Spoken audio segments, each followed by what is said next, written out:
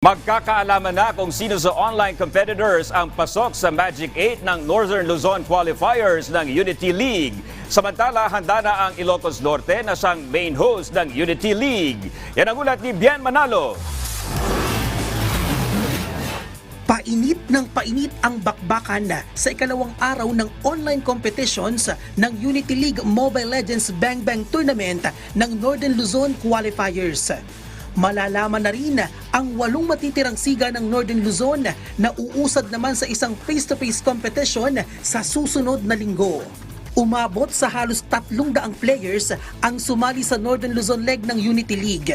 At ayon sa mga observer, marami silang nakikitang may potensyal na mga bata. Kaya inaasahan nila na magiging maganda ang bakbakan sa Final 8 na gaganapin sa May 11 at May 12 sa Ilocos Norte. Mabigyan yung mga kabataan na gustong mag-esports, particularly yung Mobile Legends, na magkaroon agad ng quality experience pagdating sa pagsali sa mga tournaments. Meron pa po tayong mga events sa sasalihan, yung mga kababayan natin, mga kabataan sa Southern Luzon, dyan po sa NCR, Visayas, and Mindanao.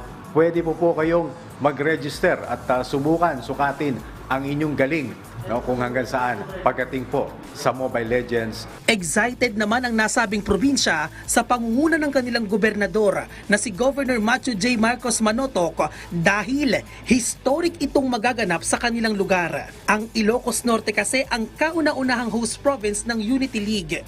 Samantala, para naman sa mga teams ng National Capital Region, bilis-bilisan nyo na dahil sa huling bilang, less than 10 slots na lamang ang natitira para sa NCR. Masigasig din ang mga competitors ng Southern Luzon, Visayas at Mindanao dahil tumataas na rin ang bilang ng kanilang teams.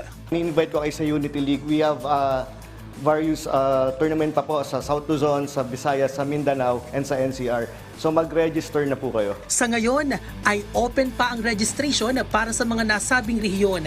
Bisitahin lamang ang official Facebook page ng Liga, ang Unity League Philippines. Bien Manalo para sa Pambansang TV sa Bagong Pilipinas.